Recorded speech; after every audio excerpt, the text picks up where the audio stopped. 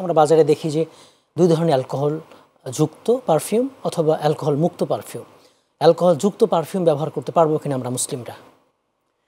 Alcohol পান করা হারাম, সর্বসম্মত ফতোয়া, কিন্তু ব্যবহার করা যায় কিনা এ নিয়ে আলেমদের ফতোয়া দুরকম। একদল আলেম বলেন যে না, অ্যালকোহল যুক্ত পারফিউম ইউজ করা যাবে না, অ্যালকোহল যুক্ত সাবানও ইউজ করা যাবে না, কোনো কিছুই না। জি।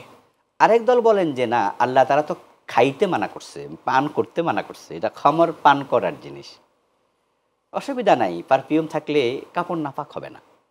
তারা বলে করা যাবে, কিন্তু আমার মত হলো না করা, না ব্যবহার। কারণ কোরআন মাজিদে আল্লাহ যে নিষেধাজ্ঞাটা দিলেন সেটা আম ছিল।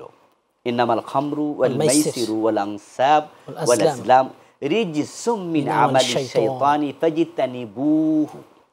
এই যে ফাজিতানিবুহু আল্লাহ বলছে ছেড়ে দাও, পরিত্যাগ করো। তাহলে পরিত্যাগ করা জায়গা আল্লাহকে বলে নাই খাইও না। খাওয়ার হাদিস আছে আলাদা জায়গায়, শরবুল খামর আলাদা আলোচনা আছে, কিন্তু এই আয়াতে তো এটা নেই। আয়াতটা আম, ফাজিতানিবুহু বিরত থাকো। তো বিরত থাকা, খাওয়া থেকেও বিরত থাকা, ব্যবহার করা থেকেও বিরত থাকা। এই জন্য আমাদের সাজেশন হবে, পরামর্শ হবে, পারফিউম অ্যালকোহল মুক্ত যেন হয়। আর আলহামদুলিল্লাহ এখন কিন্তু পারফিউমের গায়ে লেখাই থাকে অ্যালকোহল ফ্রি, হালাল। তো যেহেতু অ্যালকোহল ফ্রি লেখা থাকে, সাবানে হালাল লেখা থাকে, তো আপনি অ্যালকোহল যুক্ত জিনিস ব্যবহার করার কোনো, আবার আতর আছে, অনেক ভালো ভালো আতর, ভালো আতর আছে। আর অ্যালকোহল যুক্ত হলে সেটাও লেখা থাকে, কিন্তু অ্যালকোহল পার্সেন্টেজ কত গায়ে সেটাও লেখা থাকে। এখন আমরা কোন ঔষধ হিসাবে, মেডিসিন হিসেবে ব্যবহার করতে পারবো কিনা? মেডিসিন হিসাবে ওলামায়ে হানাফ বলে অ্যালকোহল ব্যবহার করা যাবে না, মেডিসিন হিসাবে করা যাবে না। আল্লাহ হারামের মাঝে মানুষের কোনো কল্যাণ রাখেন নাই। আচ্ছা, এই জন্য অ্যালকোহল যুক্ত কোনো মেডিসিন আমরা গ্রহণ করব না, এবং যারা মেডিসিন তৈরি করে তারাও অ্যালকোহল ব্যবহার করবেন না।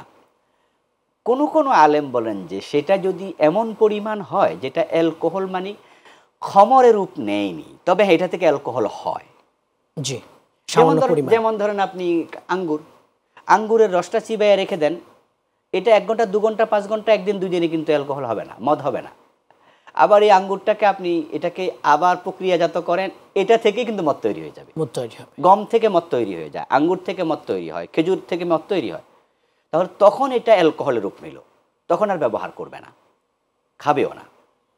তাই ঔষধ অ্যালকোহল মুক্ত হওয়া উচিত এবং অ্যালকোহল ঔষধে ব্যবহার না করা উচিত।